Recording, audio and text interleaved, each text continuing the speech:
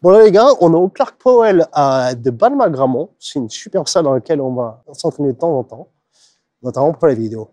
Allez, c'est parti.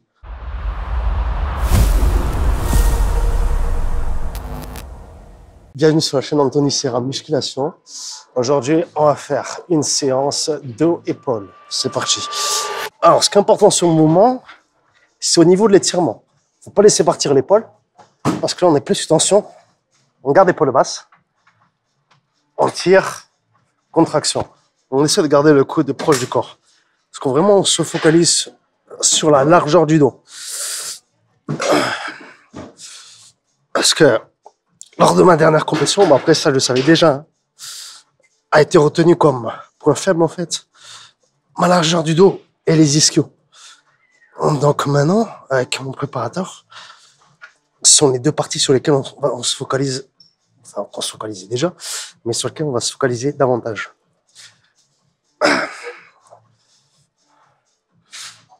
Toujours contrôler le mouvement. Surtout quand on se contrôle, on essaie de se focaliser sur un point faible, parce que sinon on va avoir tendance à utiliser tout le dos. Chose qu'on ne veut pas. Quand on dit, on se focalise sur la largeur. Voilà, c'est bon, on essaie de tirer de ce côté.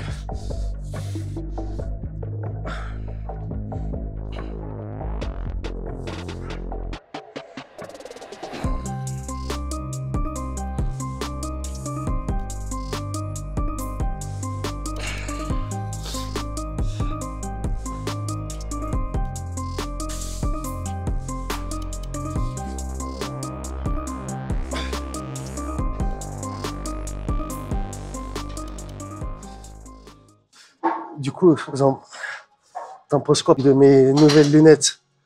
Très bien. Ouais, on dirait une version porno de Clark Kent. Version stripteaseur de Clark Kent. J'ai hâte. Alors,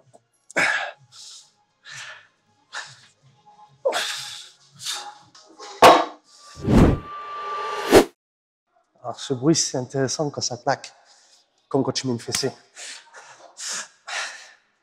Ouais, je suis un gros bof. On change pas une équipe qui gagne.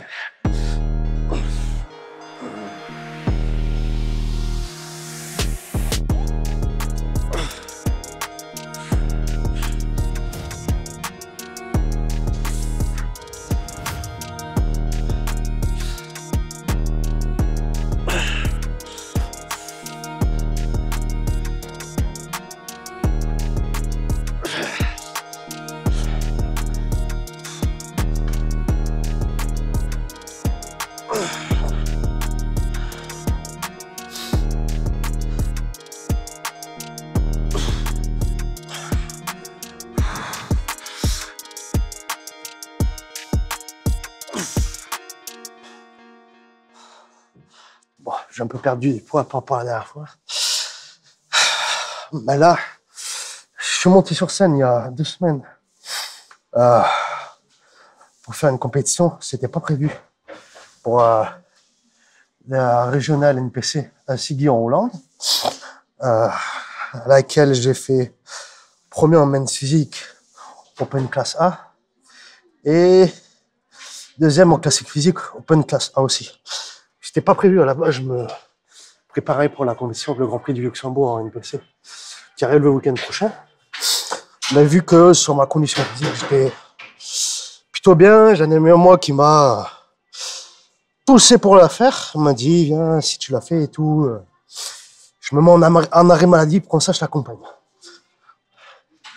C'est vrai que c'est une personne qui n'a qu'une parole, chose qu'il a fait. Du coup, c'est un très bon ami à moi. C'est lui qui m'a préparé sur le posing qui m'a coaché pour le posing en men's physique, qui n'est pas du tout une catégorie à laquelle j'avais pensé. Mais comme je m'étais blessé au genou en décembre dernier, où j'avais dû arrêter d'entraîner les jambes pendant 10 semaines, du coup, c'est un peu remis en jeu, en question, on va dire, mon début d'année sur les compétitions, du moins pour la catégorie.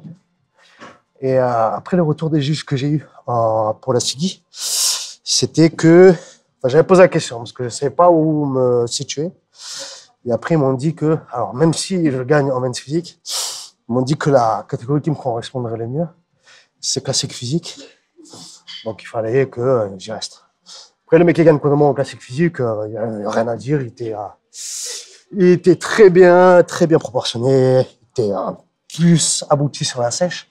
J'étais qu'à 6 semaines de préparation. Donc, forcément, lui, il était plus préparé vu qu'il avait pris ses compétences. Et après, je crois qu'il se classe en plus un pro qualifieur qui était juste après derrière, je crois que c'était en Espagne, où il se classe deuxième en Open. Donc, cette fois-ci, j'arriverai préparé. Alors, il y a des jours comme aujourd'hui, où tu n'es pas motivé. La motivation, c'est bien, mais c'est pas la motivation qui m'a amené à la salle aujourd'hui. Ce qui m'a amené à la salle aujourd'hui, et les jours comme aujourd'hui, c'est la discipline. Et c'est quelque chose qui manque aux gens. Pas tout le monde, mais la plupart des gens. La motivation, c'est passager. La motivation, tu n'en auras pas tout le temps. La seule chose qui te fait adhérer à une routine, c'est la discipline. Être carré sur ce que tu fais. Là, je parle de ça pour les entraînements, les compétitions, toutes ces conneries. Mais ça, tu peux l'appliquer à tous les autres aspects de ta vie. Si tu es capable, comme je dis, le bodybuilding, ça ne s'arrête pas uniquement à la culture physique. C'est un gros travail psychologique derrière et mental. Il y a des gens, ils sont trop fermés sur ça en disant « Ok, j'arrive, c'est bien, j'ai voulu, machin, etc. » Mais ça s'ouvre à beaucoup plus d'horizons, beaucoup plus à d'autres horizons.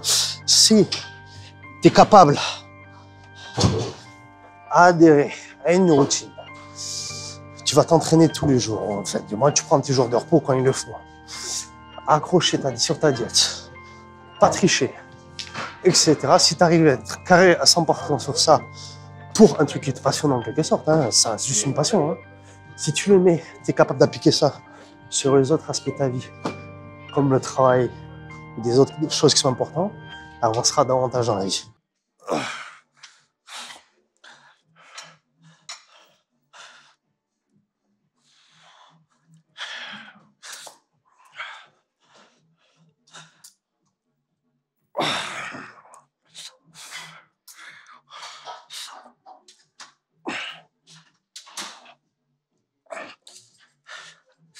Alors, là, pareil, c'est le même principe qu'en unilatéral, un peu comme tout à l'heure.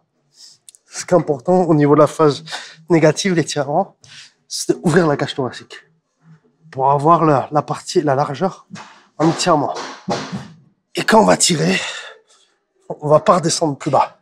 Plus bas, je vais partir plus sur l'épaisseur du dos. Là, on reste plus ouvert, toujours.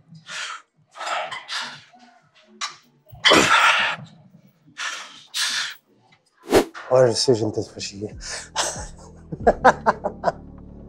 Alors, mais ça ira mieux après la séance, là. On va prendre un café.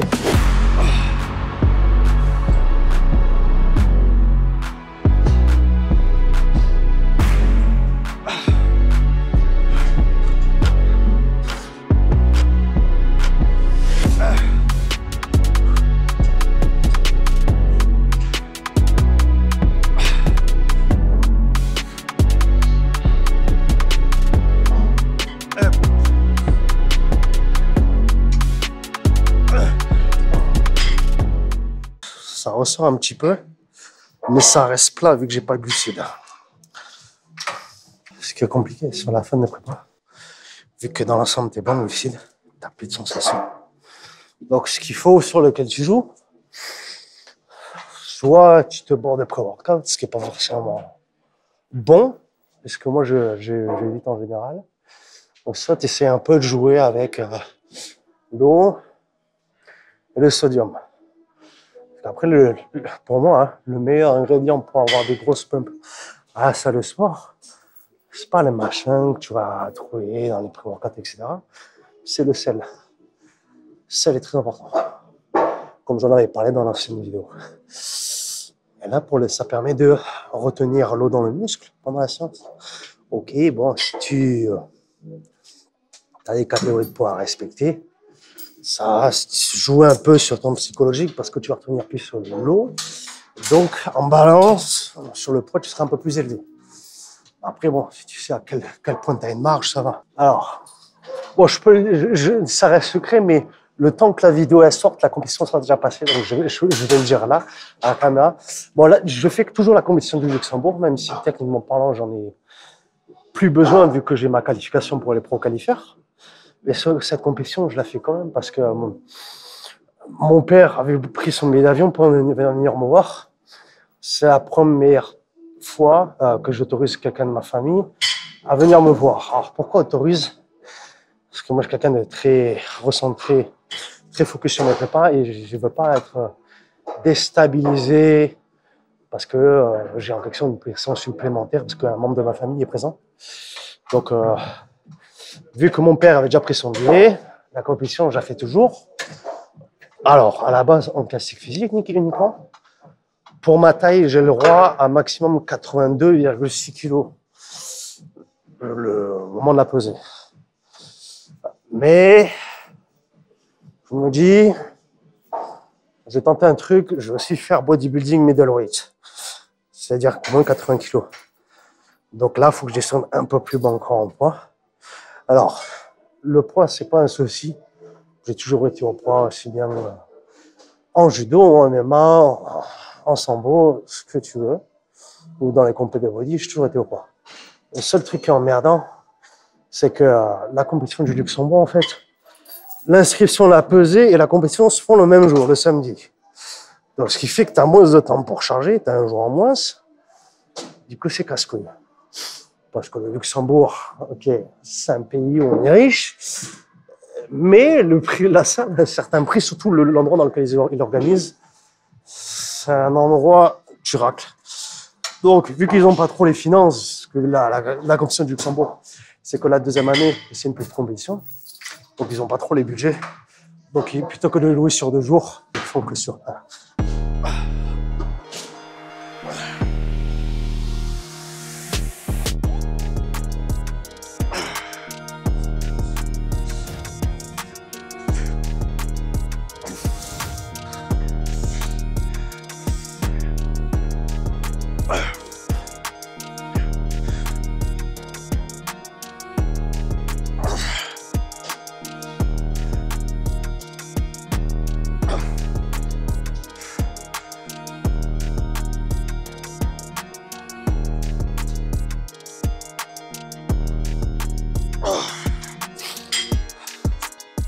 Pas satisfait, c'est ça le problème de ce sport. Et c'est ça aussi un truc qu'au début, je peux dire, il n'était pas d'accord. Au début, mon père adhérait moyen que je m'intéresse, je me sois attiré par la bodybuilding, puisqu'il avait peur que je sois pris de commandeur. Pas peur, soucieux. C'est le terme le plus approprié. Soucieux que je rentre dans cet engrenage qui est que de cette insatisfaction permanente, qui, je ne vais pas se mentir, ce qui est le cas dans le bodybuilding, que tu recherches le perfectionnement. La perfection n'existe pas. Enfin, si, la perfection s'appelle Chris Bumstead, mais voilà, pour l'atteindre, t'as compris. Donc forcément, on veut toujours plus, on n'arrive jamais à 100%. Il y a toujours quelque chose à améliorer. Et au final, bon, il a vu que c'était mon truc, et que je m'y plaisais, que ça va... Aussi, ça m'apprenait d'autres aspects, même si ça reste du sport, hein, ça m'apprenait d'autres principes plus fondamentaux par rapport à la vie. Comme j'en parlais tout à l'heure, que ça t'apporte une certaine discipline, une routine que tu peux appliquer de même style, par exemple, dans ton travail. Chose qui, au final, c'est plus ou moins le cas quand je suis allé au Luxembourg. Hein. En 3 ans, dans la même boîte, j'ai changé 3 fois de poste. Enfin, pour le moment, j'ai changé 2 fois de poste, c'est-à-dire 3 postes différents dans la même boîte. Parce que j'ai su, on va dire, repousser mes limites, adhérer à une certaine routine, bosser sans compter. C'est pareil, hein, quand tu t'entraînes, tu vas pas chercher à compter le temps dans lequel tu es ici. Tu fais ce que tu as à faire et tu te barres quand c'est fini. Je faisais pareil avec mon boulot. Je me barrais du boulot quand j'avais terminé à faire ce que j'avais à faire.